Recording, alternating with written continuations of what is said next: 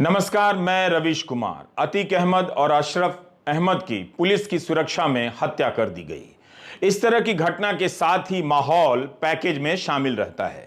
जैसे ढाबे में पराठे के साथ कोक दिया जाता है फ्री, आप देखेंगे कि उसी तरह एनकाउंटर के साथ धर्म भी फ्री में दिया जाने लगा है ताकि माहौल बनाया जा सके और फिर आप कानून के राज को लेकर सवाल ना कर सकें कि कोर्ट किस लिए हैं, हमारे वकील किस लिए हैं। जो गोदी मीडिया दिन भर इस बात पर शर्मिंदा किया जा रहा था कि एक पूर्व राज्यपाल ने पुलवामा को लेकर प्रधानमंत्री पर चुप कराने के आरोप लगाए हैं, उसे नहीं दिखा रहा है। उसी गोदी मीडिया का सीना रात होते होते फूल गया। जनता के बीच आने का उसे मौका मिल गया। एक वीडियो के बहाने वो आपके सामने आ गया। अब वो शेर में बदल चुका था।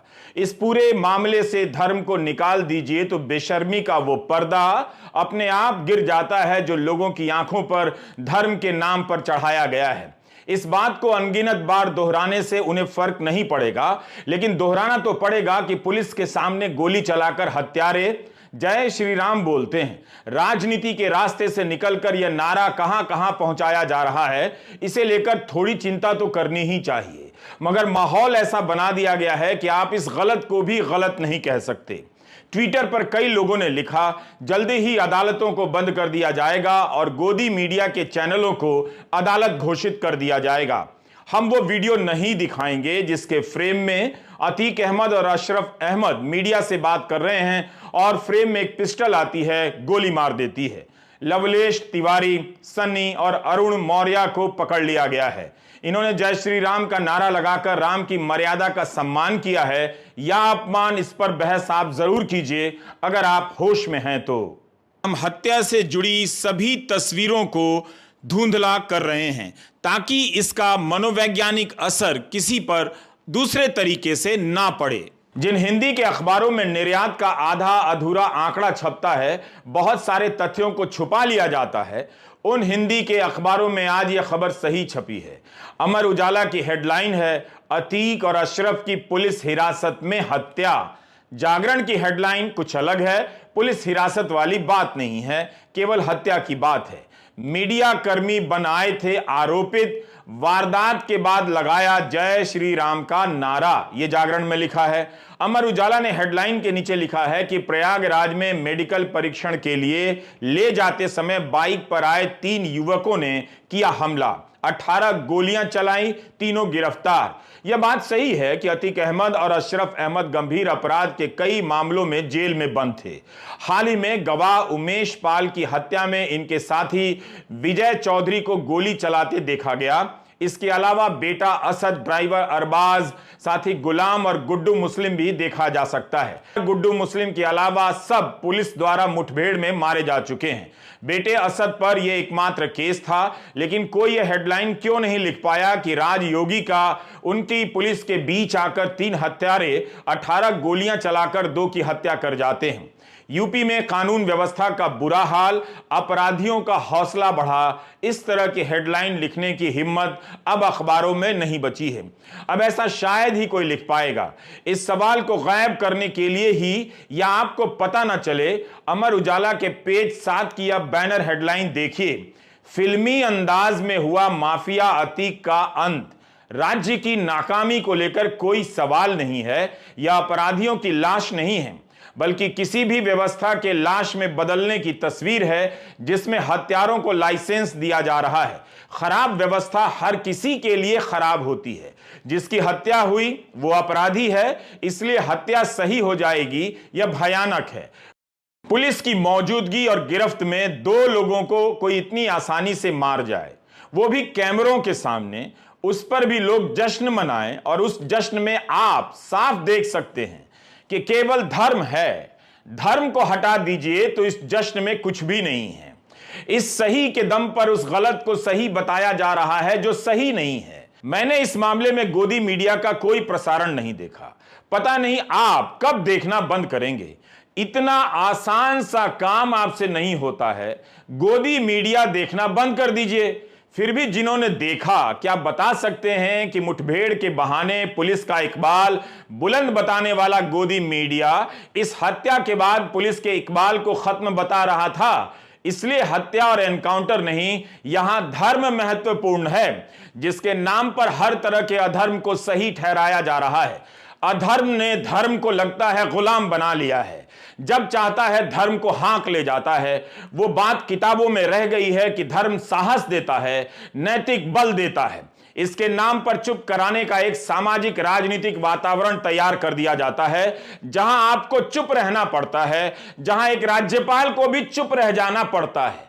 कानून व्यवस्था के कठोर चेहरे के रूप में मुख्यमंत्री योगी आदित्यनाथ को सामने लाया जाता है। उन्हीं के राज में पुलिस के होते हुए भी हत्यारा बंदूक लेकर आता है और गोली मार देता है। अतीक अहमद और अशरफ अहमद की हत्या हुई जो गलत थी, लेकिन तब भी हम इस बात में हां नहीं मिला सकते कि अहमद बंधुओं की हत्या के आरोपियों का एनकाउंटर कर दिया जाए और उनके घर बुलडोजर से गिरा दिए जाएं। उनके साथ भी ऐसा नहीं होना चाहिए। सजा न्याय की प्रक्रिया से मिलती है, वही सजा होती है। जो प्रक्रिया से नहीं मिलती है वह हत्या होती है। हत्या कोई तिवारी करे या असद करे, हत्या होती है। तो यूपी में अपराधियों का हौसला देखिए, लिखिए, बोलिए मत। पुलिस की परवाह तक नहीं करते हैं अपराधी, बस जय श्री राम का नारा लगाने लगे हैं। आपको यह भी बुरा नहीं लगता है? वो गाना भी भूल गए क्या? देखो ये दीवानों तुम ये काम ना करो, राम का नाम बदनाम ना करो। यूपी पुलिस क्या इसे भी तमगा बना लेगी कि कैमरे के सामने उसकी मौजूदगी में 3 लोग आए और गोली मारकर चले गए।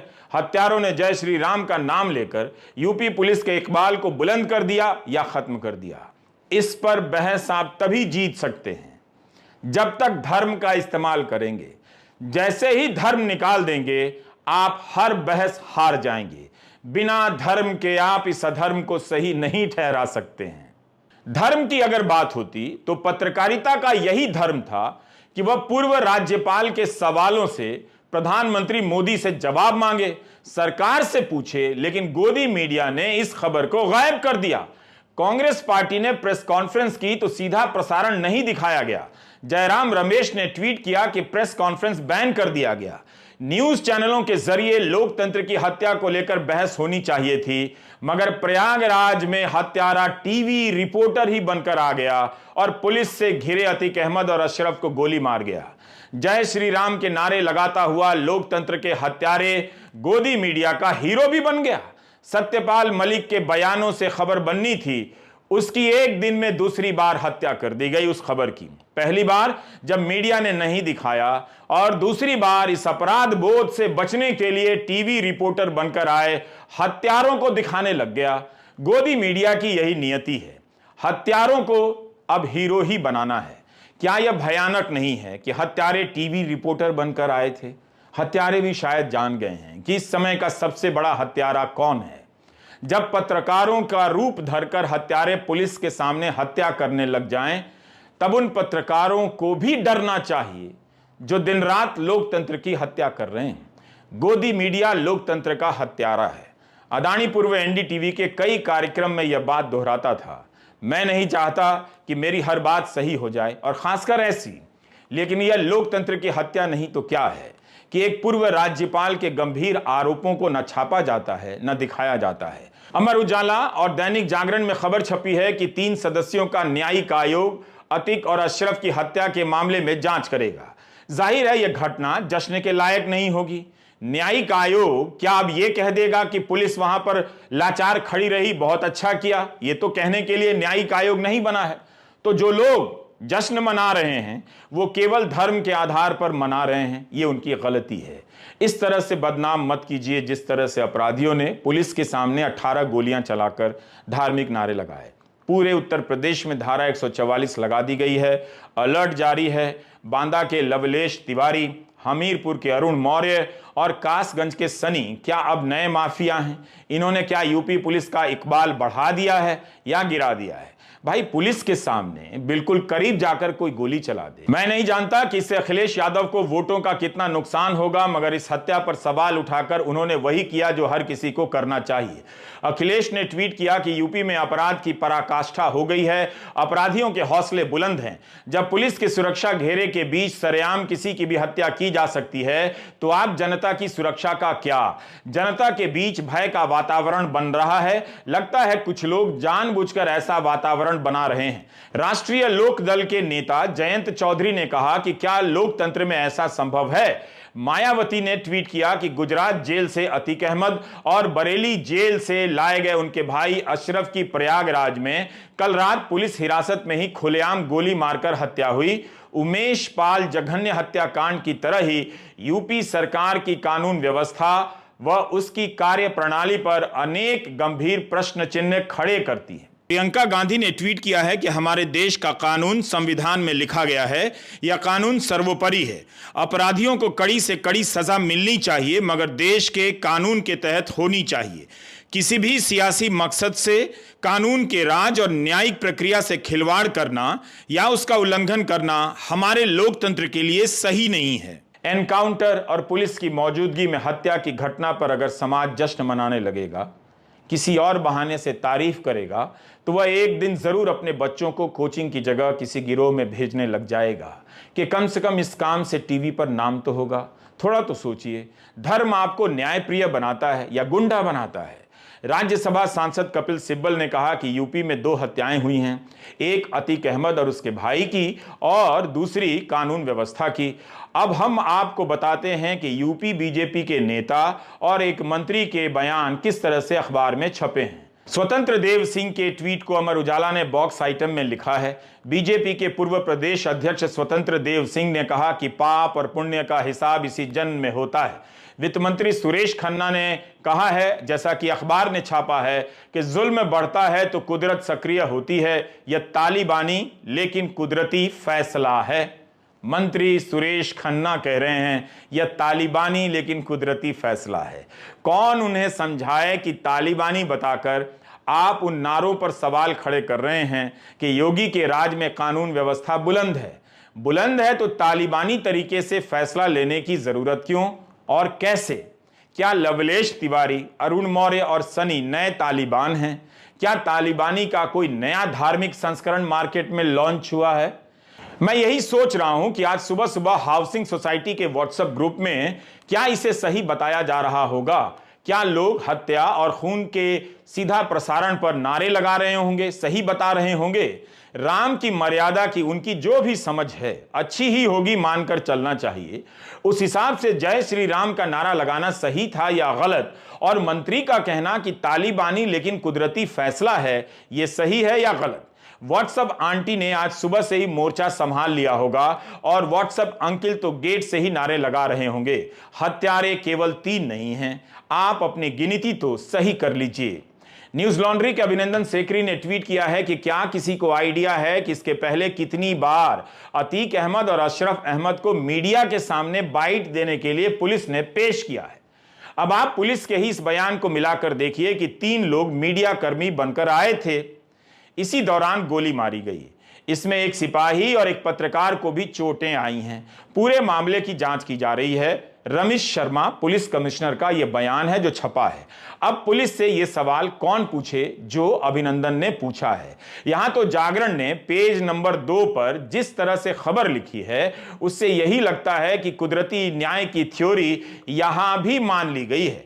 जैसे हमले कराता था वैसे ही मारा भी गया, यह हेडलाइन है जागरण की। क्या यह हेडलाइन हत्या को सही नहीं ठहरा रही?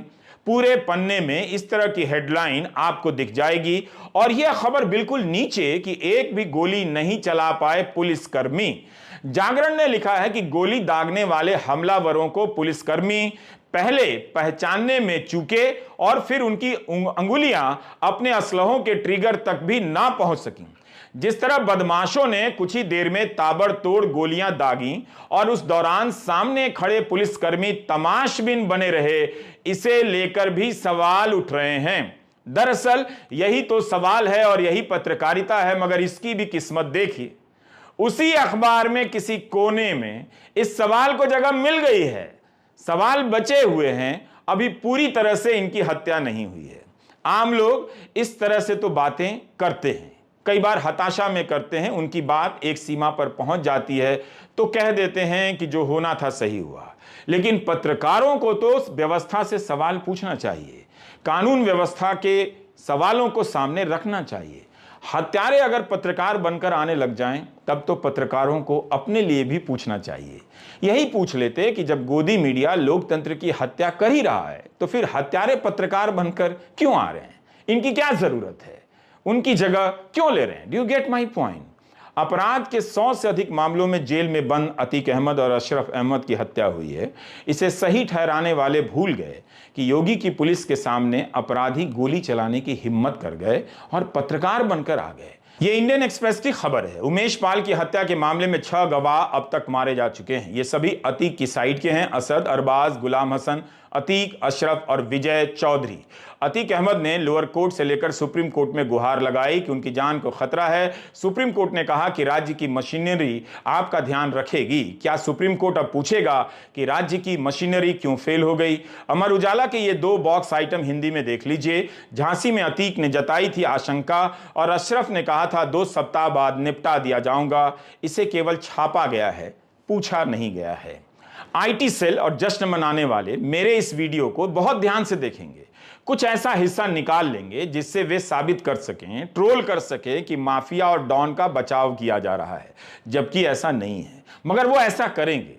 लेकिन जिस कानून व्यवस्था का इकबाल गिराया जा रहा है और हाउसिंग सोसाइटी से लेकर गोदी मीडिया में हत्या का इकबाल बुलंद किया जा रहा है, उसकी चिंता आपको करनी चाहिए। सत्यपाल मलिक ने कहीं भी नहीं कहा कि पाकिस्तान का हाथ नहीं था। मगर पुलवामा की घटना नहीं हुई होती अगर गृह मंत्रालय 5 विमान दे देता।